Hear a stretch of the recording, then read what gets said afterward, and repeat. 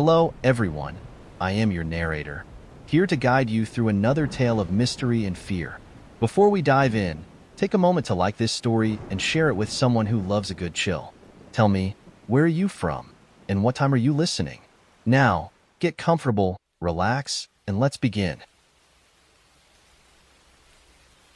Mark Alden hadn't thought much about his late uncle's old estate until the letter arrived.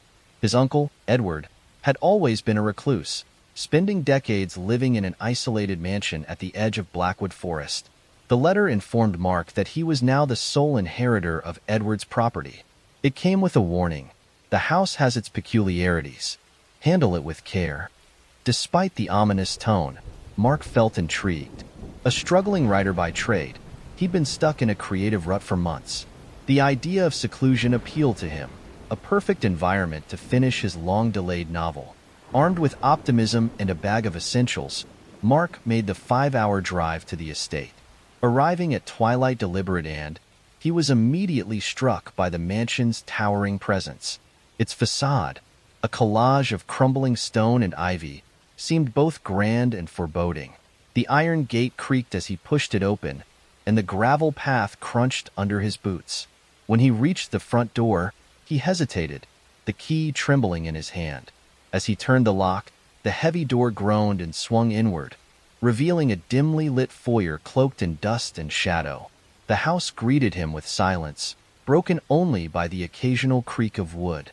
Dust motes floated in the dim light from a single stained glass window. Mark took a cautious step forward, the faint scent of mildew tickling his nose. The air felt thick, heavy with something unspoken. He ignored the uneasy feeling and ventured further. Room by room, Mark explored. The parlor held faded furniture draped in white sheets. The dining room featured a long table, its surface scarred with scratches. A grand staircase spiraled upward, its banister polished but worn.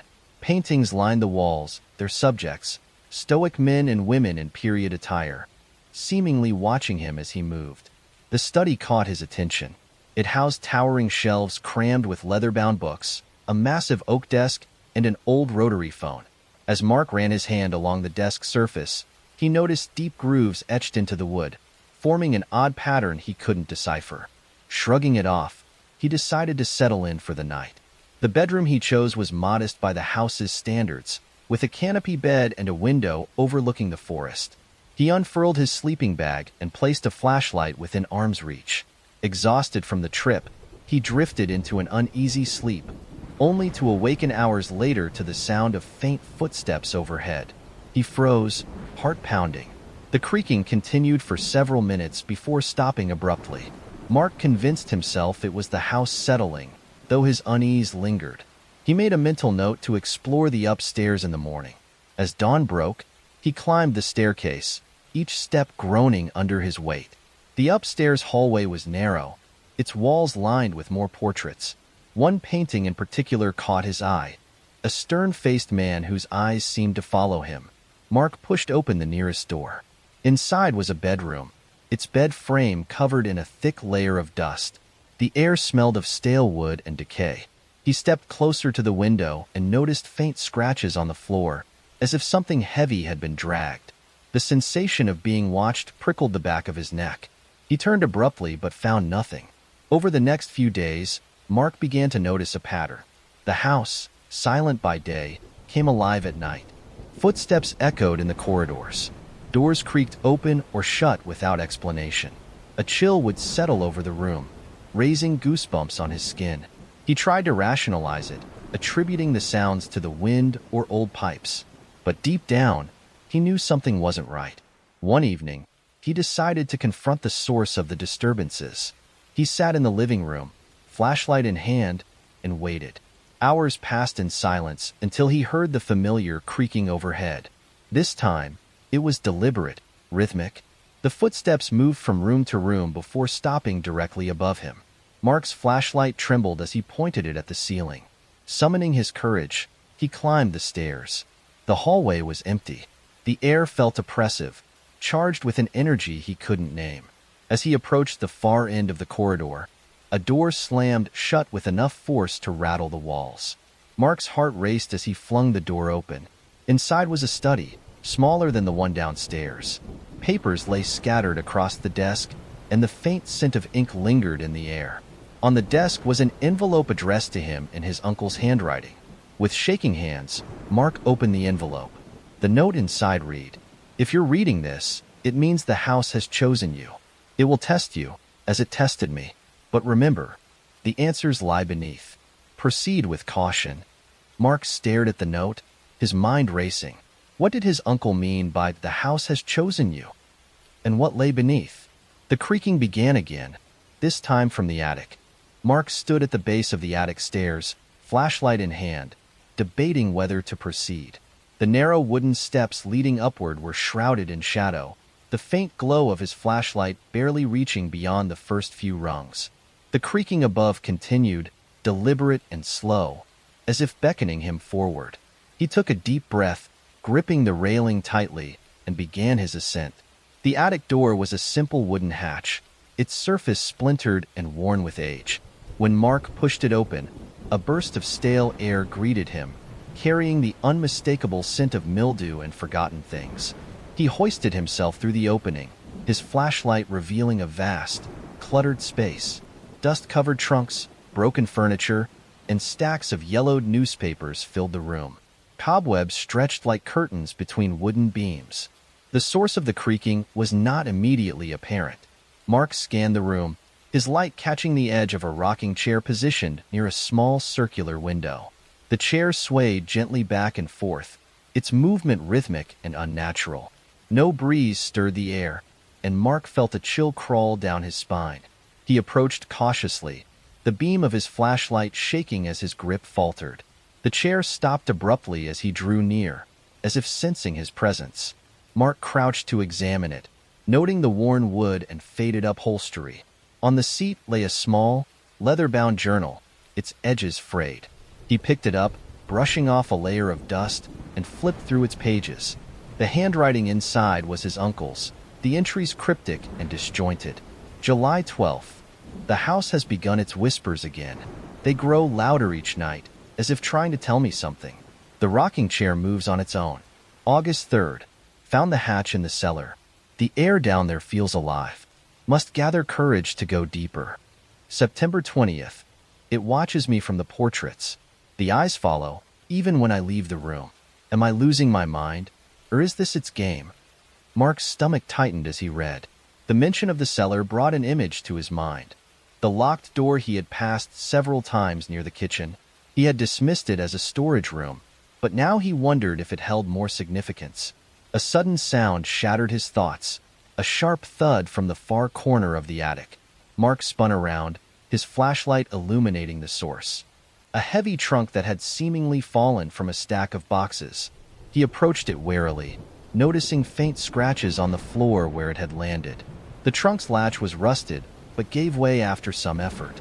Inside, he found a collection of old photographs and letters. The faces in the photos were unfamiliar, yet their eyes carried the same unsettling intensity as the portraits in the hall below. One letter, sealed with red wax, bore his uncle's name. Mark broke the seal and unfolded the brittle parchment. The words were hurriedly scrawled. "Do not trust the house. It deceives, lures, and binds. The cellar. It hungers for more. Burn this place if you must, but never go below." A cold draft swept through the attic, extinguishing Mark's flashlight. Panic gripped him as he fumbled to reactivate it. In the brief moment of darkness, he heard the unmistakable sound of footsteps approaching from behind. When the light flickered back on, the attic was empty, save for the forgotten relics around him. Mark remained in the attic for hours, his thoughts spiraling as he pieced together the fragments of his uncle's journal, the cryptic letter, and the unnerving phenomena he'd witnessed. The air grew colder, the weight of the house pressing down on him. He opened the trunk fully, discovering a false bottom concealed beneath a layer of old documents. Inside was a black box, its surface etched with intricate carvings that mirrored the symbols in the journal. Mark hesitated, his instincts screaming at him to leave it alone. But curiosity won. He pried the box open, revealing a single key resting on a bed of red velvet. The key was unlike any he'd seen before, forged from a dark metal that seemed to absorb the light. It felt warm to the touch, pulsing faintly as if alive. As he held the key, a low hum filled the attic, vibrating through the floorboards. The rocking chair began to move again, its creaking rhythmic and deliberate. Mark's flashlight flickered, the beam casting distorted shadows that writhed along the walls. The hum grew louder, and the attic seemed to shrink, the walls pressing in. "You shouldn't have taken it," a voice whispered. Mark spun around, his light revealing nothing but the cluttered space. The voice came again, closer this time. "It's watching you." Heart pounding, Mark clutched the key tightly and bolted for the hatch. As he descended the stairs, the hum faded, replaced by an oppressive silence that followed him through the house. He locked the attic door behind him, the key now a burning weight in his pocket. That night, sleep eluded Mark. The journal entries and the letters warnings played on a loop in his mind. He studied the key under the dim light of a single lamp, tracing its carvings with trembling fingers. They formed a pattern, one that matched a section of the journal describing a hidden gate in the house's foundation. Mark's thoughts were interrupted by a knock at the bedroom door. He froze, the hair on his neck standing on end. The knock came again, louder this time. He opened the door to find an empty hallway, the air thick with a musty, metallic scent. A faint trail of dust led toward the staircase, disappearing into the darkness below.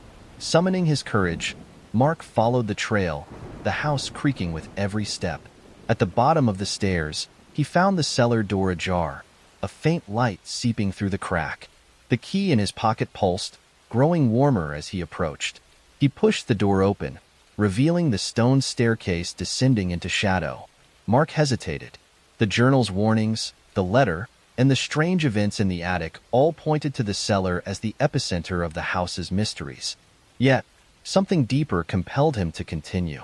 He gripped the flashlight and descended, the key guiding him toward whatever awaited below. Mark entered the cellar, its air colder and heavier than before. The jars on the shelves glistened with an unnatural sheen, their contents shifting as if alive. At the far end, where the trunk had stood before, he saw a doorway carved into the stone, its edges glowing faintly with the same symbols etched into the key. The door was ajar, revealing a tunnel leading deeper into the earth. The whispers returned, faint at first but growing louder with each step.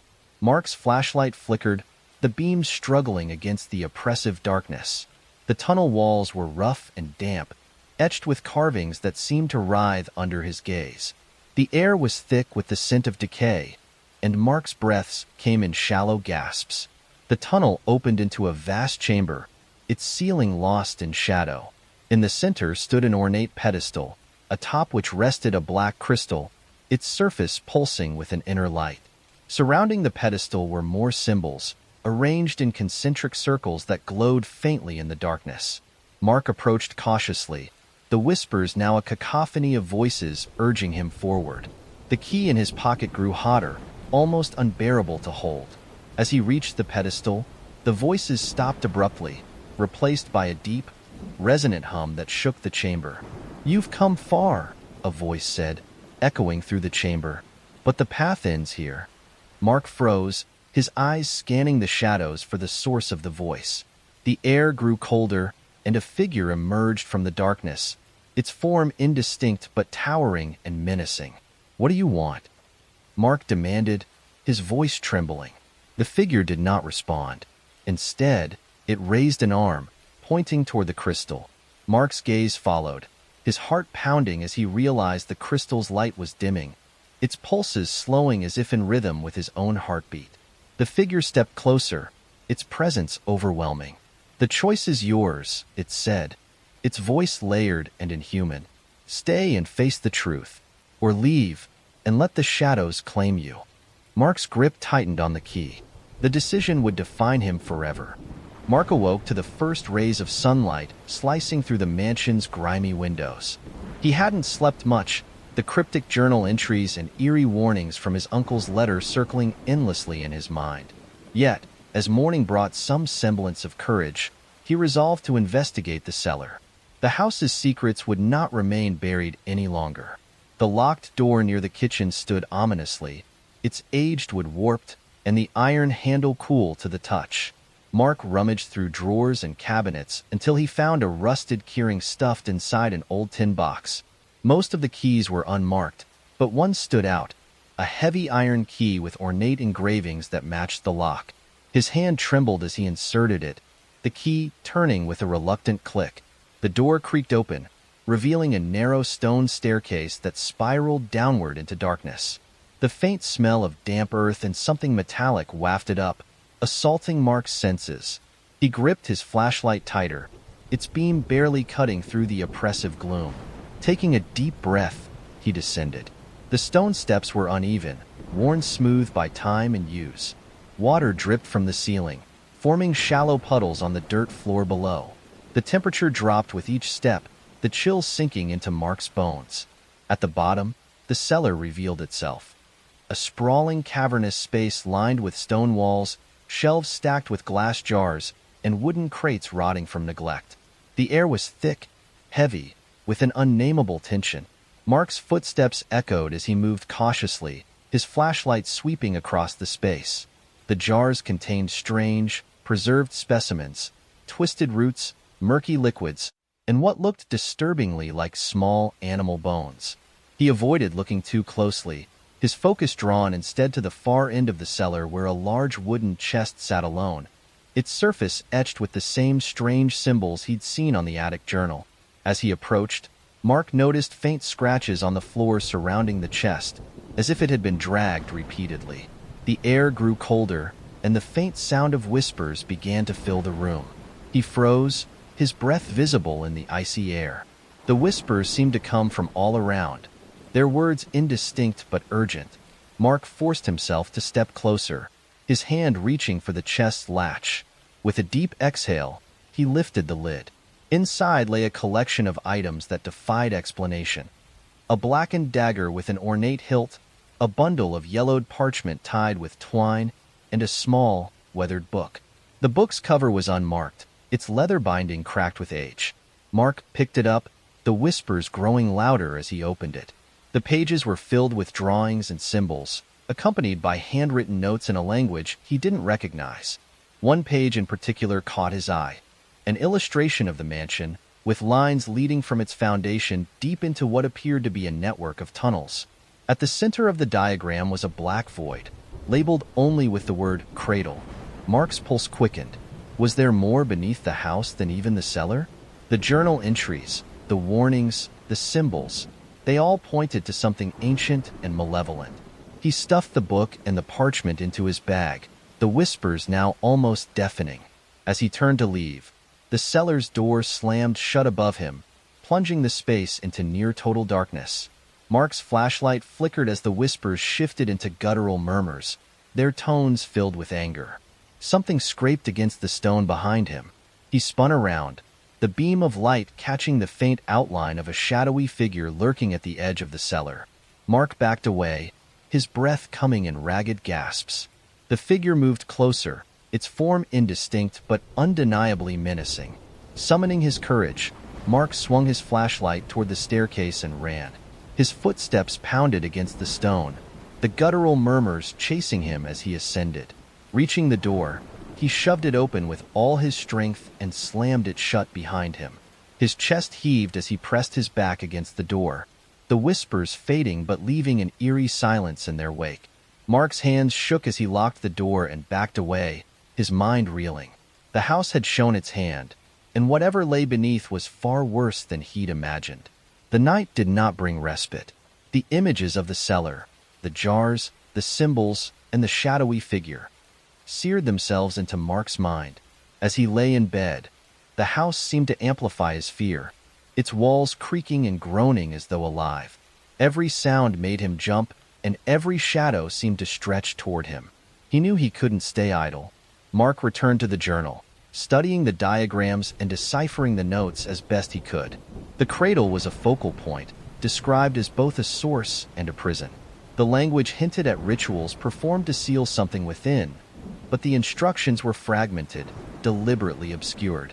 Mark realized his uncle had known far more than he had written. The answers lay in the tunnels beneath the cellar. With renewed determination, Mark prepared himself for another descent. He gathered supplies. Extra batteries for his flashlight, a sturdy rope, and a small crowbar. The dagger and the journal never left his side. As the first light of dawn broke, he steeled his nerves and approached the cellar door once more. This time, the descent felt different. The air was heavier, charged with an almost electric tension. The whispers began sooner, faint but insistent, urging him forward. Mark followed the scratches on the floor to a section of the wall that seemed out of place. The stones were newer, less worn than the rest of the cellar.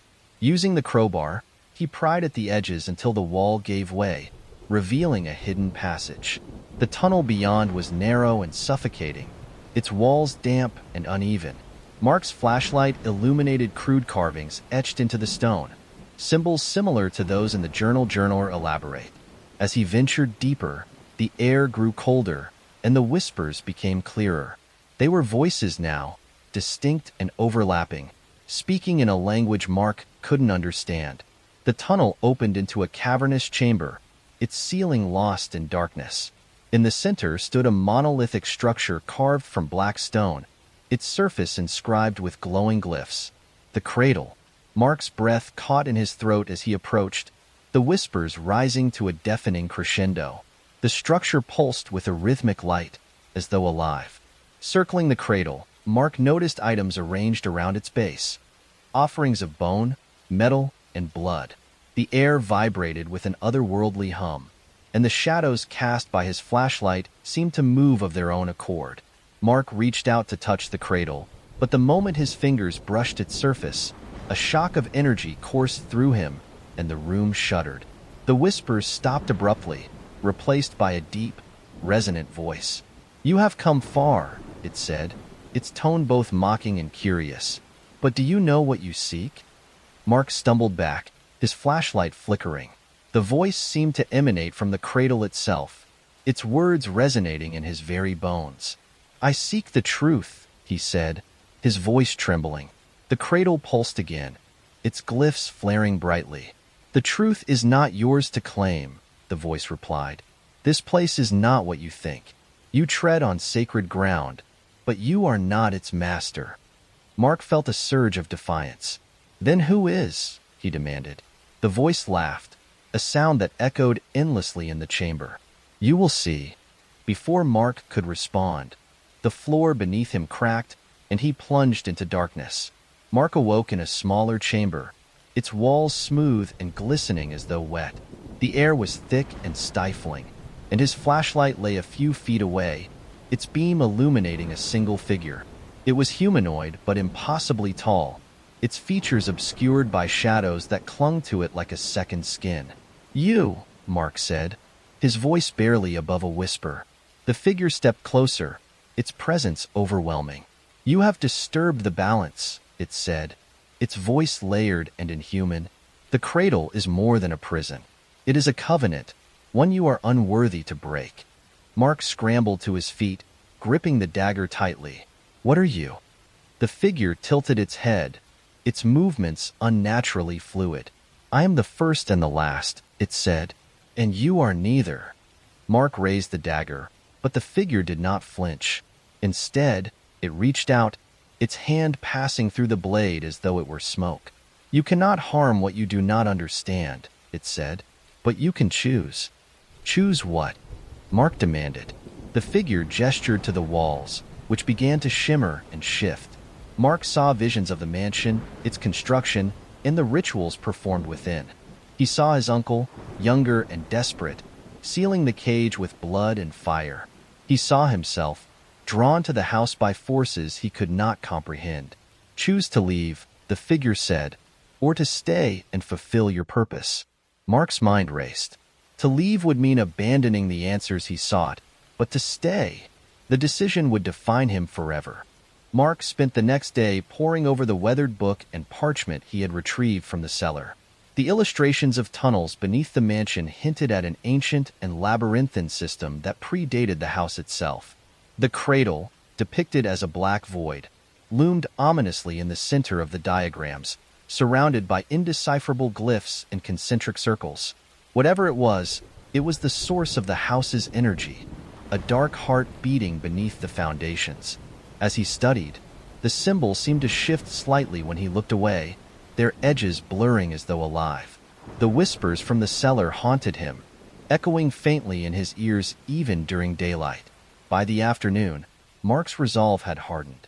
He needed answers, and the only way to find them was to confront the source directly. The mansion grew colder as evening approached, the chill seeping into Mark's bones. He gathered supplies, a flashlight, matches, rope, and the blackened dagger from the chest. As night fell, the house's oppressive silence deepened. Shadows stretched unnaturally across the walls, flickering as though alive. Mark returned to the cellar door, its iron lock heavy with a sense of finality. He took a moment to steel himself before unlocking it. The descent into the cellar felt different this time. The air was heavier, the whispers louder, as though the house anticipated his return. When he reached the bottom, the layout of the cellar seemed to shift subtly. The wooden chest was gone, replaced by a gaping hole in the floor. Mark's flashlight revealed a tunnel leading downward, the walls hewn roughly from stone and earth. The air smelled of damp rot, and faint scratch marks lined the tunnel's edges. Steeling his nerves, Mark climbed down, his boots scraping against the uneven surface. The deeper he went, the louder the whispers became, transforming into an indistinct chorus of voices. The tunnel branched into a series of winding passages, their walls etched with symbols similar to those in the book. Mark marked his path with chalk to avoid getting lost. As he progressed, the air grew colder, and his breath came in shallow gasps. The passages seemed to stretch endlessly, time losing meaning in the oppressive darkness. Finally, he entered a cavernous chamber illuminated by an eerie, pulsating light emanating from the ground. In the center of the room lay the cradle, a massive circular structure carved from black stone. The air around it vibrated with a low sound, and the letters on its surface glowed faintly. Mark approached cautiously, the whispers now deafening, a cacophony of voices speaking in a language he couldn't understand. As he circled the cradle, he noticed objects embedded within its surface. Bones, fragments of pottery, and metallic shards that seemed impossibly old. The structure exuded a malevolence that made Mark's skin crawl. He reached out tentatively, his fingers brushing the cold stone. The moment he made contact, the room shuddered violently, and the whispers coalesced into a single, thunderous voice. "You were chosen." Mark staggered back, clutching his ears as the voice reverberated through his skull. The glyphs on the cradle flared brightly, casting the chamber in a harsh, otherworldly light. Shadows danced wildly on the walls, taking on shapes that seemed almost human. One shadow, larger and more distinct than the others, stepped forward, its form towering and menacing. "Why?" Mark shouted, his voice trembling. "Why me? What do you want?" The shadow didn't answer. Instead, it pointed toward the far end of the chamber, where another tunnel descended even deeper into the earth. Mark hesitated, every instinct screaming at him to run, but the pull of the cradle and the shadow's silent command were undeniable. As he moved toward the tunnel, the ground beneath him shifted, and he nearly lost his footing. The tunnel walls closed in, the air growing thicker with each step. Mark's flashlight flickered, casting uneven beams that barely pierced the darkness. He felt the weight of unseen eyes upon him, the sense of being watched growing stronger with every moment. The tunnel opened into another chamber, this one smaller but no less unsettling. In the center stood a pedestal, on which rested an ornate box. The box was carved from a material Mark couldn't identify, its surface shimmering faintly as though alive. Around the pedestal, the floor was inscribed with a circular pattern of glyphs, their lines sharp and precise. Mark approached cautiously, his heart pounding. The whispers had subsided, replaced by a heavy silence that pressed down on him like a physical weight. He reached out to touch the box, but the moment his fingers grazed its surface, a surge of energy shot through. Images flooded his mind. Visions of the house's construction, the rituals performed within its walls, and the entity bound beneath its foundations. The cradle wasn't just a structure, it was a prison. The house had been built to contain something ancient and powerful, a being whose essence seeped into every corner of the mansion. Mark saw flashes of his uncle standing where he now stood, reciting incantations and pouring blood onto the pedestal. He realized with a sinking dread that Edward hadn't just lived in the house. He had been its warden. The visions ended as abruptly as they had begun, leaving Mark gasping for air. The box now felt warm beneath his fingers, pulsing with a faint rhythm that matched his own heartbeat. He opened it slowly, revealing its contents, a small, black crystal that seemed to absorb the light around it. The moment the crystal was exposed, the chamber trembled, and the voice returned, louder and more commanding than before. "Free me." Mark stumbled back, the box slipping from his hands and clattering to the floor. The crystal rolled out, its surface gleaming with an inner fire. The shadows in the room grew darker, coalescing into forms that circled him like predators. The largest shadow stepped forward again, its presence overwhelming. "What are you?" Mark whispered, his voice barely audible. "I am the beginning and the end," the shadow intoned. "I am what was buried to save your world." Mark's mind raced. The book, the warnings, his uncle's desperate plea to destroy the house. It all made sense now. The entity bound beneath the mansion was no ordinary spirit. It was a force of unimaginable power, and the house was the only thing keeping it contained. But now the seal was weakening, and Mark was its last line of defense. The shadow extended a hand toward him, and Mark felt an irresistible pull. Memories of his life flashed before his eyes, his struggles, his failures, his dreams. The voice softened, almost soothing. "Join me," it said. "Together, we can reshape this broken world."